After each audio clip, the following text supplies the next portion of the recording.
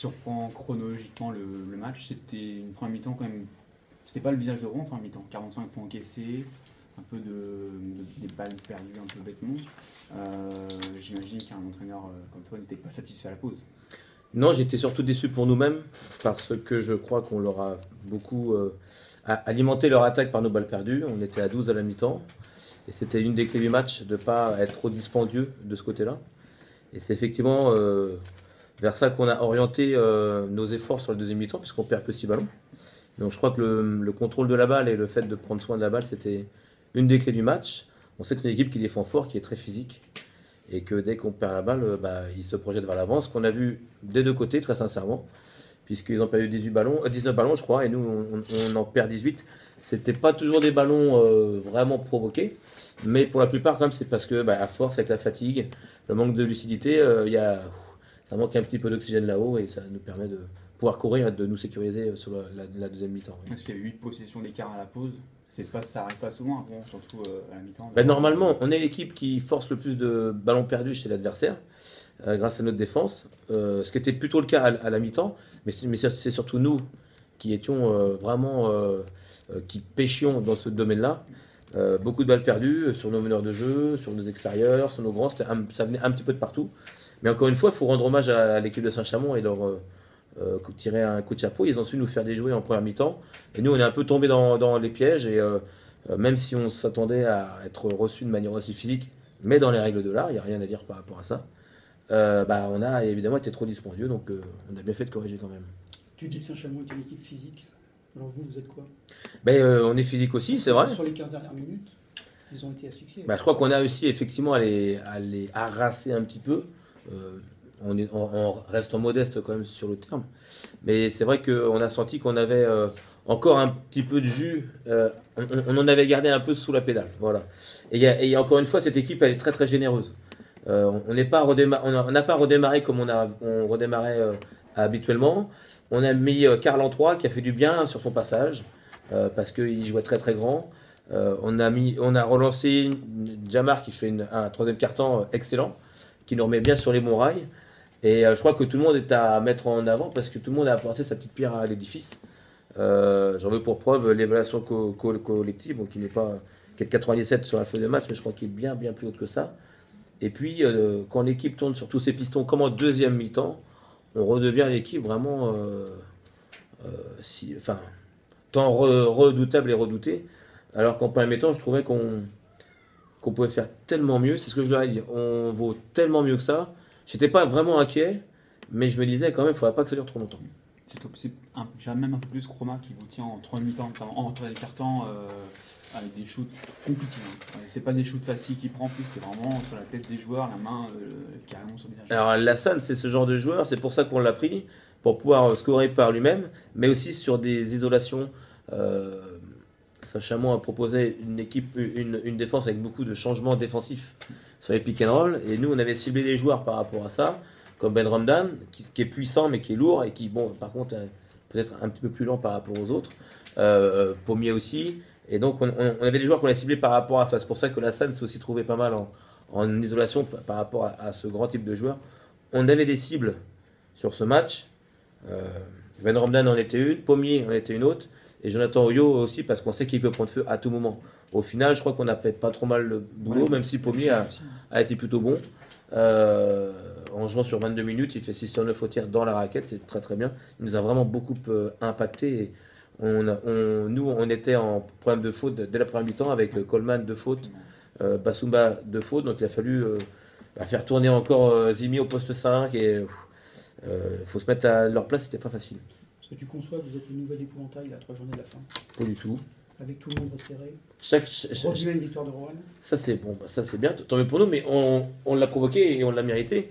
Parce que si ce soir on perd, on s'en fout de ce que font les autres. Donc c'est vrai que c'est bien de gagner. De toute façon, nous on a 3 matchs, 3 victoires à aller chercher pour finir le championnat de la plus belle manière qui soit. C'est notre 22e victoire.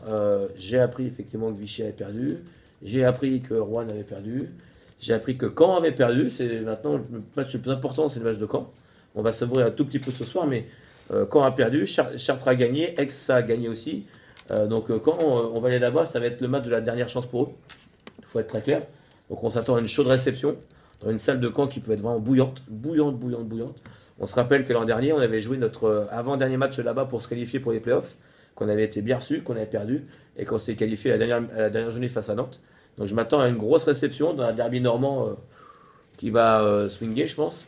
Et nous, comme eux, on aura besoin d'une grosse victoire pour continuer à rêver, eux pour le maintien, puis nous pour la deuxième place, voire plus si affinité. Il y a forcément cette ambition-là de la première place qui offrirait du coup directement. Bah, c'est vrai que maintenant on est qu'à un match de Rouen, c'est vrai. Alors, comment le dire enfin, je veux le dire tranquillement. Je veux pas trop regarder les autres parce que nous, si on perd, après, on va dire ah dommage, on est passé pas. Ouais, mais ça t'a gagné mon con. Hein, parce que après, faut pas être le dindon de la farce. Donc nous, on s'occupe de nous. Match après match, on peut pas gagner les 3 d'un coup, c'est pas possible. Donc d'abord, gagner le prochain match face à Caen, et puis ensuite, bah, on verra le celui d'après, et puis les autres font leur chemin, nous on fait le nôtre, puis à la fin, si on est deuxième, bah, on sera très content, si on est troisième, bah, je crois que c'est déjà pas mal. Bon, nous maintenant, quand on monte, on n'a plus envie de redescendre. Donc là, on monte, on reste à la deuxième place, on sait que si on gagne tous les matchs, on sera de toute façon forcément deuxième. Et donc, on pourra recevoir tout le long des playoffs si on passe au premier tour. Donc, voilà, étape par étape, on est modeste, humble, on travaille surtout. Et puis, on regardera quand même d'un œil assez intéressé ce qui se passe chez les autres à la fin de chaque match. C'est quand même un peu plus confortable pour vous. Vous n'aviez pas de pression de monter cette année comme Rouen. Non. Là, justement, tu dis, bon, on perd, mais... Nous, on est les chasseurs. Pas de pression, voilà. Nous, on est les chasseurs. On va devenir les chassés à force, hein, parce que je crois qu'il y a pas mal d'équipes qui voudraient bien nous faire tomber, dont Saint-Chamond d'ailleurs, qui a fait une belle partie quand même, hein, il faut le souligner. Mais nous, on est les chasseurs. On se met pas de pression plus que ça. On sait ce qu'on vaut. On sait comment est-ce qu'on aime travailler. Et on sait les matchs qu'on veut avoir. Chez moi, on dit du sang, de la chic et du molar, mais c'est peut-être pas tout à fait les bons termes à utiliser, mais c'est un petit peu ça. On aime quand ça frotte, on aime quand ça castagne, dans les règles de l'art quand même. Hein.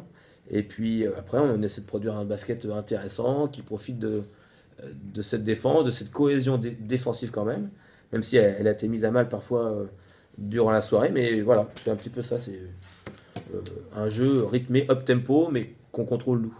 Et à l'inverse d'une potentielle pression qu'il pourrait y avoir dans l'équipe, il n'y a pas de surconfiance. Il y a une confiance, mais il n'y a pas de surconfiance. Ah dans bah non, ça c'est bien. ah bah non, ça surtout pas. Parce qu'il y a surtout 16, pas. Vous êtes sur une série de 16 victoires en 18 matchs, donc vous êtes en confiance, mais on ne voit pas de surconfiance. Non, je leur ai dit juste avant le match, je leur ai dit on a un job qui est terrible, c'est que tous les 3-4 jours, il faut se remettre en question.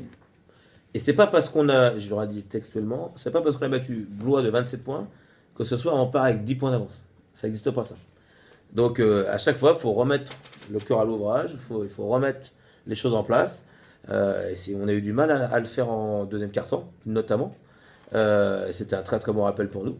Donc voilà, il faut jamais monter trop, il ne faut jamais descendre trop bas. Et il y a un coach que j'aime bien, c'est Maljkovic, qui a dit les grandes victoires sont le tombeau des petites équipes.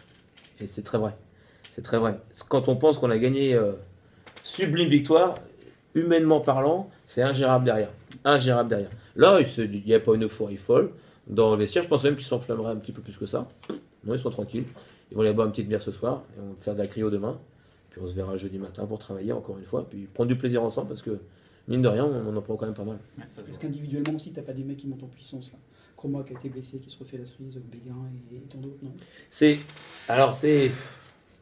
C'est-à-dire les joueurs cadres sont en train de monter en puissance. C'est pas Ouais, j'aime bien l'attitude de Jamar qui nous fait un beau troisième carton qui nous remet bien sur les rails. La salle qui reprend un peu son rôle, sachant qu'il a quand même, bon, il a aussi des efforts à faire sur un plan défensif quand même. Mais il le sait, il le dit aussi, donc il est tout à fait lucide par rapport à ça. Et puis j'ai envie de profiter de tous les pistons qu'on a parce qu'on rejoue encore dans 4 jours. Et on aura besoin de beaucoup d'énergie. On profite aussi, quelque part, du fait d'avoir eu un match que les garçons se sont rendus faciles face à Blois. On a tiré sur personne. Et donc, on a pu remettre de l'énergie très très vite. Alors que si on devait jouer sur 5 ou 6 joueurs à chaque fois, bah, forcément, c'est compliqué, quoi. D'enchaîner les matchs, surtout. j'avais lu un jour dans l'interview qu'à l'entraînement, vous faisiez des petites statistiques, vous analysez bien les entraînements, et que Bassoumba était un des meilleurs joueurs à l'entraînement, au point de vue stats, plus 1 ce soir quand il est sur le terrain. Alors, on n'analyse pas les entraînements. Pas les entraînements, mais Les matchs, voilà, on fait ce qu'on appelle des stats cachés. C'est-à-dire que, alors je pourrais vous le montrer un jour, on avait fait un papier d'ailleurs, où on parle de tous les ballons touchés, tous les écrans bien posés, tous les passes d'avant la passe, et toutes les aides défensives. Et c'est avec Erwin, depuis le mois d'août, je crois que tous les mois, c'est lui qui gagne. Donc, énorme. Voilà, et donc c'est pas des stats qui sont dans les stats de la Ligue, c'est d'autres stats qui m'intéressent, les tirs qui sont contestés, tout ça. Et Erwin fait partie, ramené sur son temps de jeu, des joueurs qui sont les plus rentables de ce côté-là. Donc c'est pour ça aussi qu'on aime bien le faire commencer, pour qu'il amène l'équipe sur ce terrain de la dureté, des petites choses qui ne se voient pas mais qui font gagner les matchs. Et puis que dès qu'on a l'occasion de le remettre sur le terrain, quand on a besoin de plus de rebonds, plus de présence défensive, il est précieux par rapport à ça. Quand il commence à penser à ça en premier, il est très bon après. Quand il commence à penser à autre chose, généralement il est moins bon.